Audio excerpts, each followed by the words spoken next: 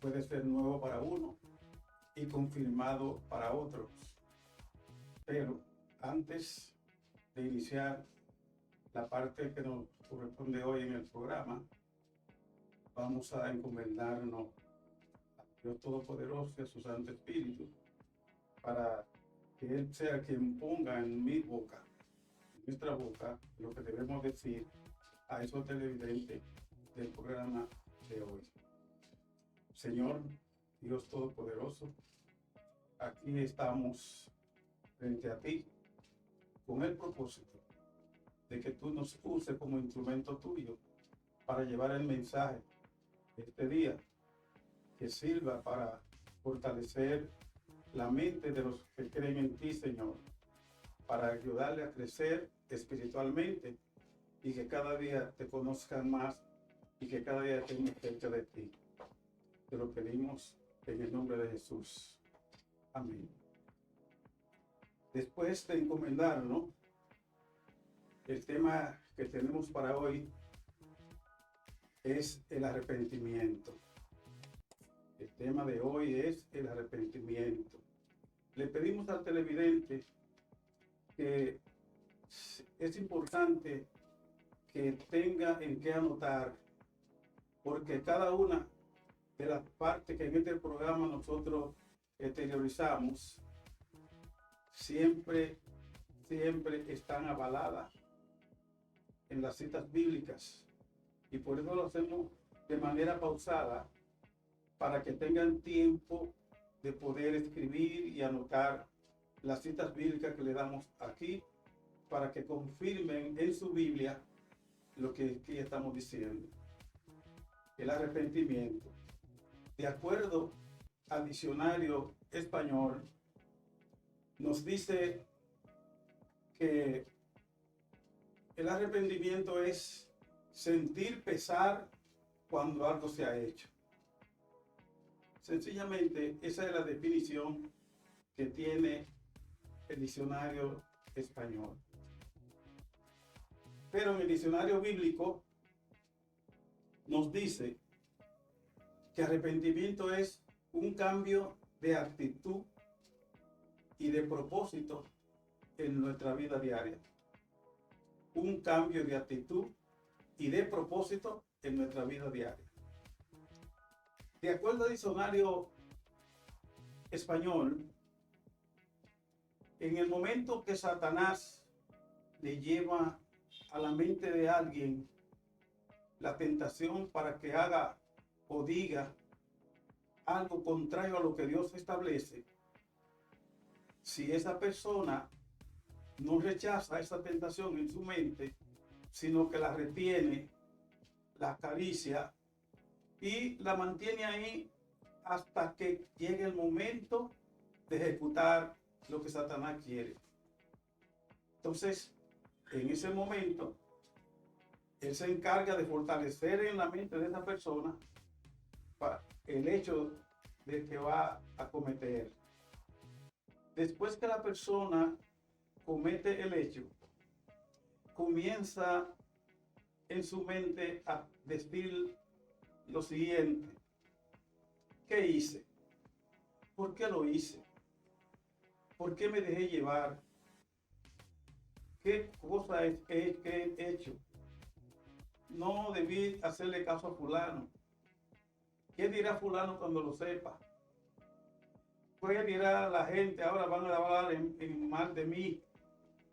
Y este pensar lo lleva a un momento que dice, y si eso se lo pone Satanás, ya no valgo nada. Entiende que no vale nada y que ya no tiene razón de vivir, y fácilmente termina quitándose la vida, o con una bala, o con un veneno, o lanzándose de una altura muy pronunciada. Eso es lo que nosotros llamamos remordimiento.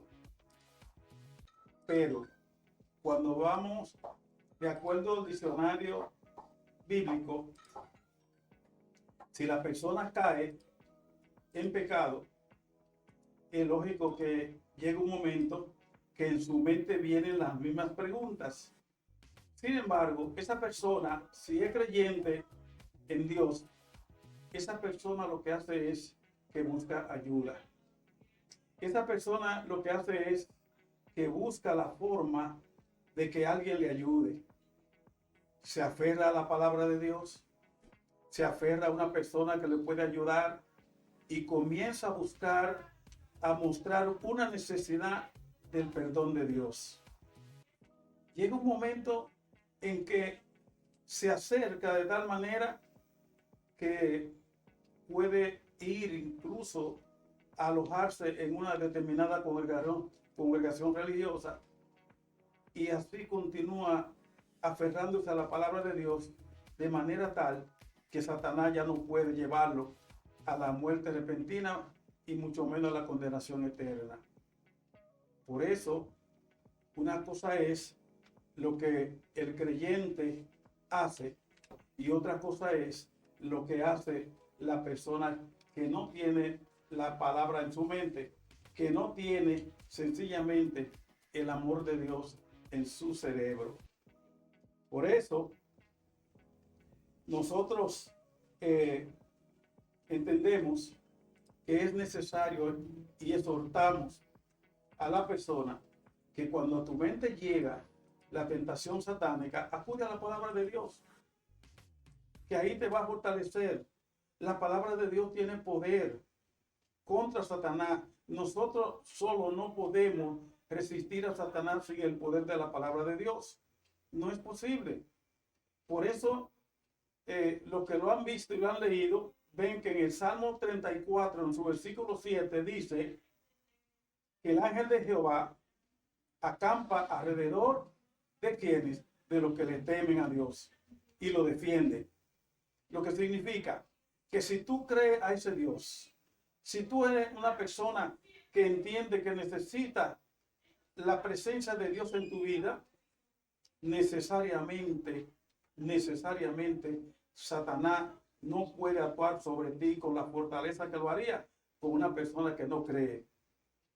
Entonces, ese ángel que dice el Salmo 34:7 está alrededor de la persona que permanentemente tienen a Dios en su mente, que permanentemente viven en comunión con ese Dios. Por tanto, tú que estás viendo este programa, fortalécete, dice en la palabra, dice el apóstol Pablo, el único apóstol que Jesús preparó para nosotros, los que no somos israelitas, dice en una de sus cartas: no me avergüenzo del evangelio porque es poder de Dios. Y esa es la verdad. El evangelio es poder de Dios. Vamos a establecer una diferencia clara entre lo que es remordimiento y en lo que es arrepentimiento. Cuando una persona comete un hecho y lo que hace es que comienza a cuestionar su mente y a pensar en las personas que pueden saberlo, eso es, y comienza a decir, a sentir pesar, a sentir carga en su mente, ese es sencillamente remordimiento.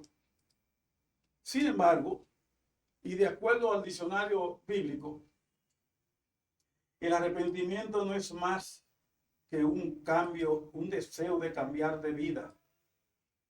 Es un deseo de cambiar de propósito.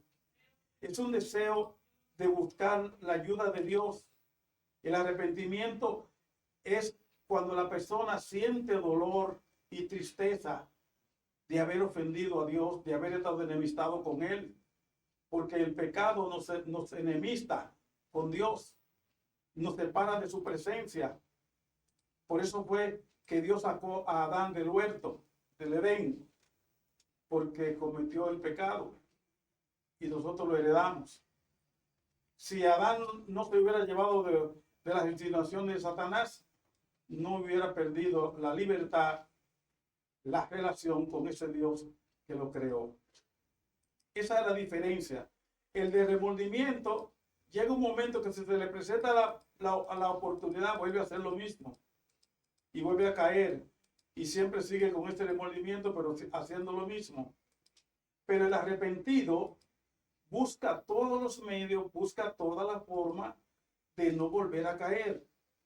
Y eso entonces acude a la herramienta potencial que Dios ha puesto en nuestras manos, que es su palabra. Acude a esa herramienta. Y todo el que acude a esa herramienta, tarde o temprano, se mantiene firme y no vuelve a caer. Jesús, en Mateo 4, del 1 al 11, ahí se habla de la tentación que tuvo Jesús cuando el Espíritu de Dios lo llevó al desierto y Satanás fue a tentarlo. ¿Con qué se defendió Jesús en esa tentación? Con la palabra. Naturalmente Satanás conoce la palabra y con la palabra quiso que Jesús cambiara su propósito, que Jesús hiciera lo que él le estaba proponiendo que hiciera. Sin embargo, Jesús le respondió siempre también con la palabra. Y al final, Satanás no tuvo más remedio que irse y dejar a Jesús tranquilo cuando él le dijo: vete, Satanás, que a tu Dios adorarás y solo a él servirá. Vamos a ver ahora qué dice la Biblia. ¿Qué dice la Biblia con relación al arrepentimiento? Y vamos a leer en la Biblia, en el libro de Deuteronomio, en su capítulo 30, desde el versículo 1 y 2, y después pasaremos a los versículos del 10 al 19. Y dice lo siguiente: sucederá que cuando hubiere venido sobre ti todas estas cosas, la bendición y la maldición que he puesto delante de ti, y te arrepintieres en medio de todas las naciones donde te hubiere arrojado Jehová tu Dios, y te convirtieres a Jehová tu Dios y obedecieres a su voz conforme a todo lo que yo te mando hoy, tú y tus hijos, con tu corazón y con tu alma.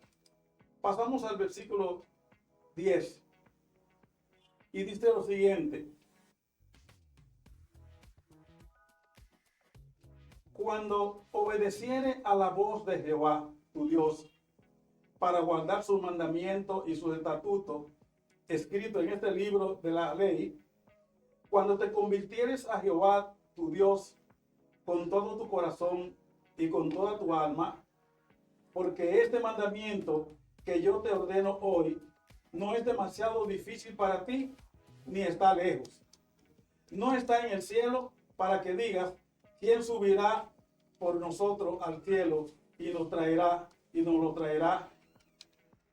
nos lo hará oír para que lo cumplamos?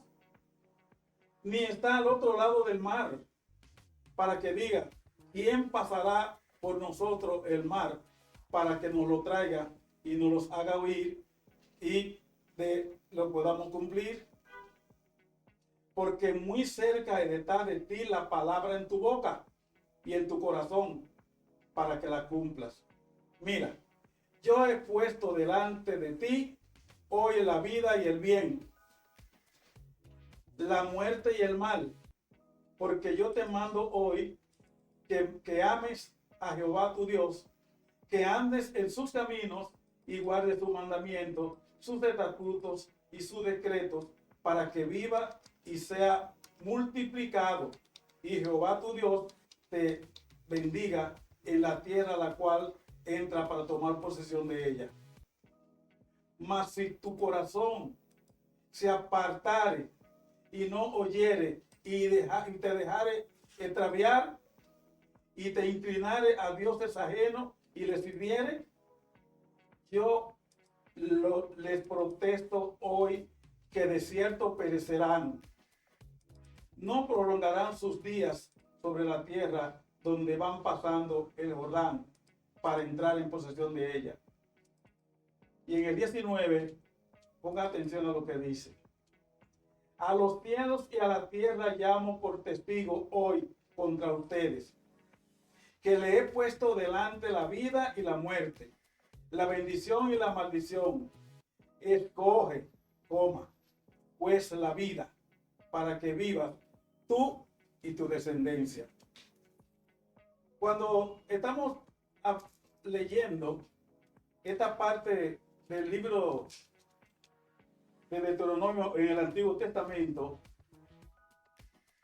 vemos que aquí aparece la palabra arrepentimiento, y Dios le pone la condición al pueblo de Israel y le dice que si tú como pueblo te arrepientes y te conviertes, entonces tendrá muchos días, podrá disfrutar de la tierra donde va a tomar posesión. Eso es al pueblo de Israel. Pero si hace lo contrario, ese pueblo tendrá lo contrario de lo que Dios dice.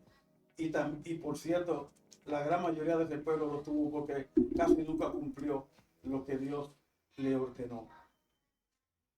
Vamos ahora al Nuevo Testamento y coloquémonos en el libro de Mateo, en su capítulo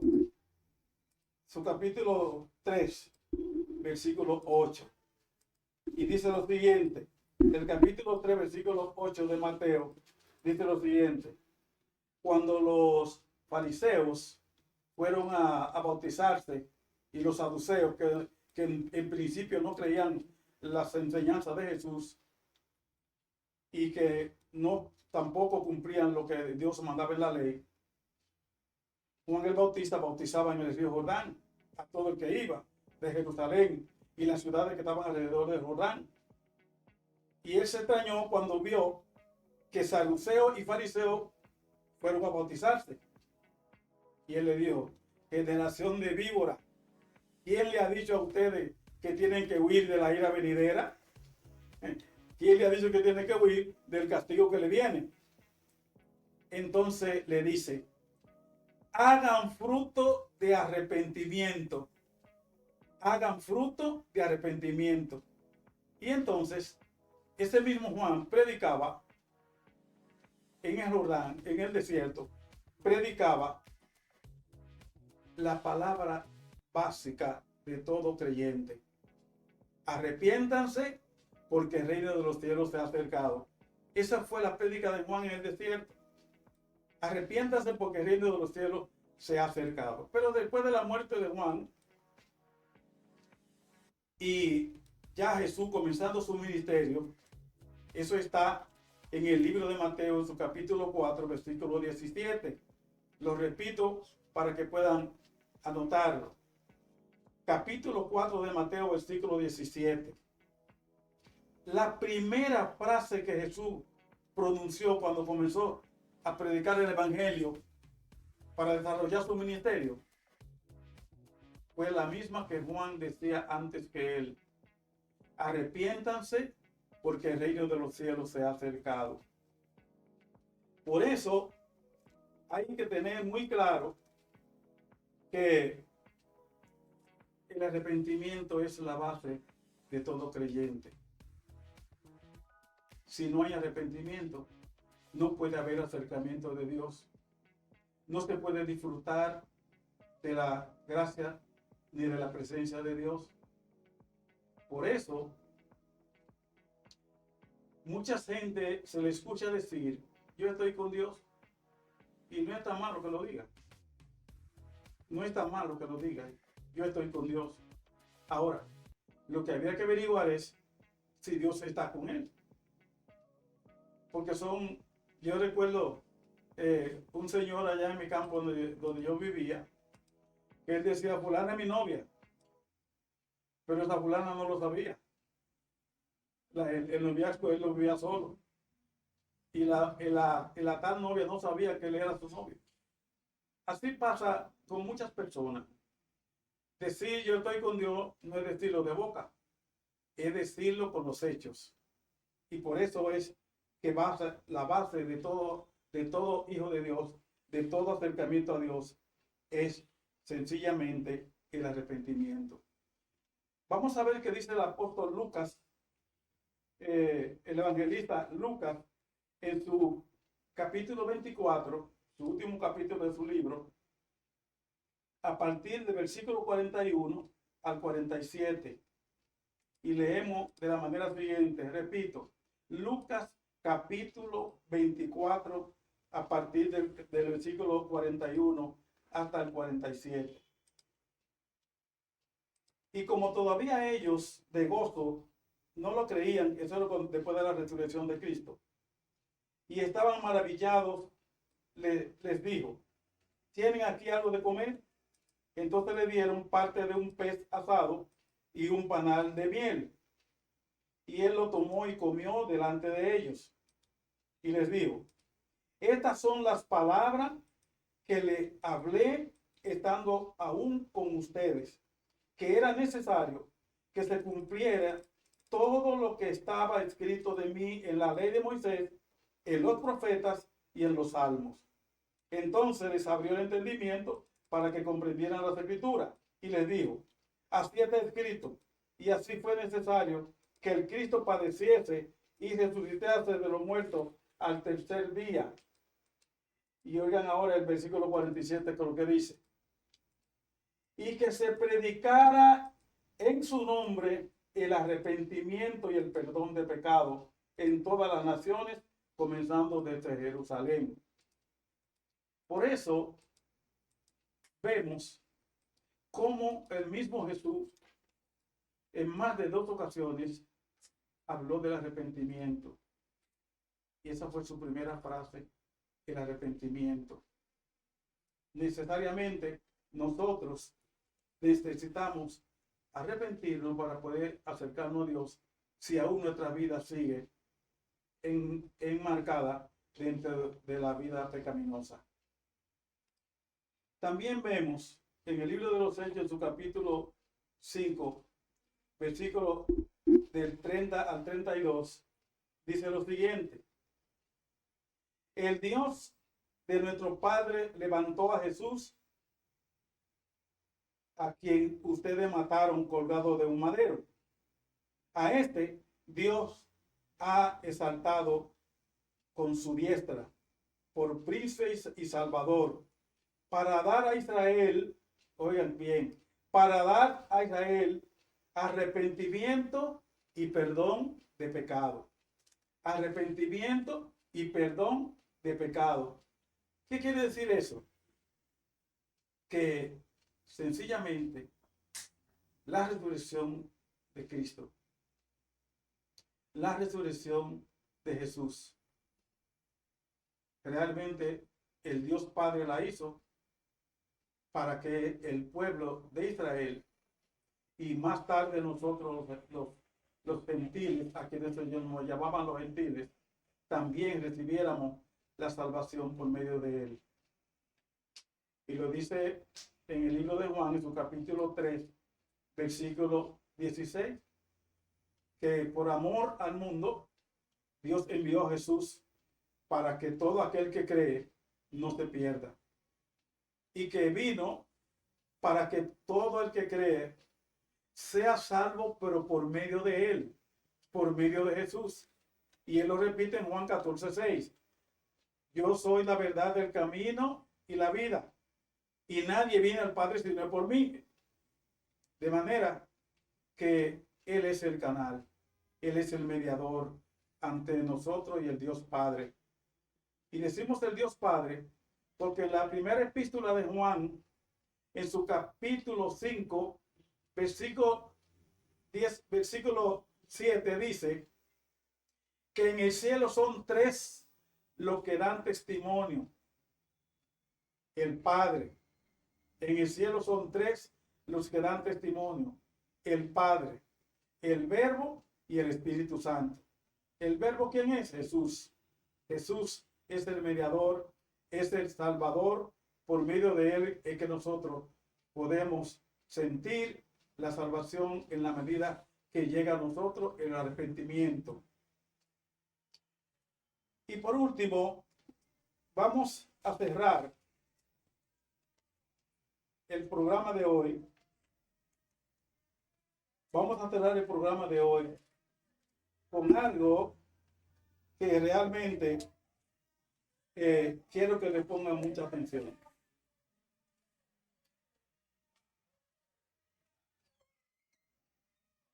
Cerramos con una cita bíblica que está en el libro de los Hechos, en su capítulo 3,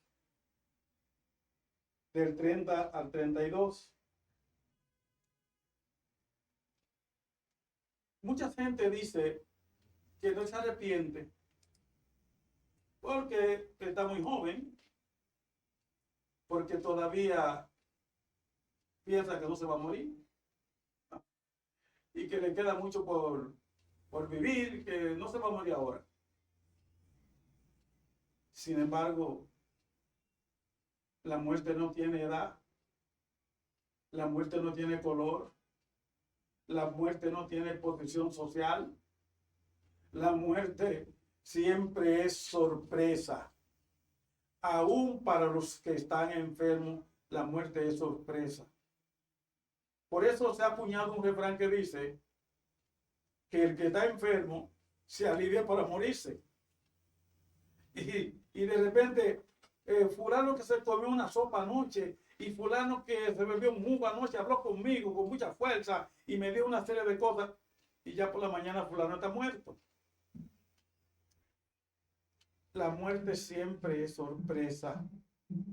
Y cuando llega la muerte física, se cerró la puerta. Ya no hay tiempo para arrepentirse. Ya no hay tiempo para pedir perdón. Ya no hay tiempo para acudir a la herramienta que Dios nos ha puesto en nuestras manos, que es su palabra. Sencillamente, ya no hay nada que hacer. Por eso, en Eclesiastés 9 dice que cuando la persona fallece en este mundo y su alma se desprende de su cuerpo, ya no tiene participación de nada que se haga debajo del sol. Ya no tiene participación de nada que se haga debajo del sol. Lo que significa que cuando llegó la muerte física, sencillamente ahí se terminó lo que podía haber hecho antes en vida. Ya no es posible hacerlo. Y por eso yo quiero leerle esto, porque muchos dicen, cuando le dicen por ahí que Cristo viene, Él vino ya, pero se manifestará de nuevo sin relación con el pecado. Y dice la palabra que todo ojo le verá. Ahora, ¿cuál ojo es que lo verá? Porque todos tenemos dos tipos de ojos. El ojo físico, que nos permite ver las cosas que están a nuestro alrededor, pero también tenemos el ojo espiritual, que es el que nos ayuda a ver con el entendimiento y con la fe. Y en el libro de Mateo, en su capítulo 5, dice la palabra: bienaventurados los limpios de corazón, porque ellos verán a Dios. Eso quiere decir que en la manifestación que viene de Jesús, cuando Dios lo determine, pues ya, si es que ya lo tiene determinado, porque ese momento nadie lo sabe, solo lo verán los de corazón limpio. Solo lo verán los ojos espirituales, no los ojos carnales. Entonces, por eso es que en segunda de Pedro, el apóstol Pedro nos dice lo siguiente en su capítulo 3, a partir del versículo 9 al 18. Dice lo siguiente: el Señor no tardará, no retarda su promesa, según algunos tienen por tardanza, sino que es paciente para con nosotros, no queriendo que ninguno perezca, sino que todos procedan ¿a qué? Al arrepentimiento. Sino que todos procedan al arrepentimiento. Pero el día del Señor vendrá como ladrón en la noche, en el cual los cielos pasarán con grandes estruendos y los elementos ardiendo serán deshechos, y la tierra y la obra que en ella hay serán quemadas. Puesto que todas estas cosas han de ser deshechas, ¿cómo no debemos nosotros andar en santa y piadosa manera de vivir, superando esperando apresuradamente para la venida del día de Dios, en el cual los cielos encendiéndose serán deshechos y los elementos siendo quemados se fundirán. Pero nosotros esperamos, según sus promesas, cielos nuevos y tierra nueva, en los cuales mora la justicia. De manera que cuando le decimos esto a los que creen que la muerte no puede llegar en cualquier momento, le decimos esto para que despierten. Le decimos esto para que entiendan que nadie está libre de la muerte en el momento que ha de llegar, en el momento que ha de venir. Despierta. Tú no pierdes nada con acercarte a Dios. No pierdes nada. Si no tienes una Biblia, cómprala y estúdiala y trata de que alguien te ayude a usarla de manera correcta y a interpretar de manera correcta los mensajes que en ella tiene Dios para ti y para mí. Que Dios te bendiga y que Dios te dé buen día. Y nos vemos el próximo viernes.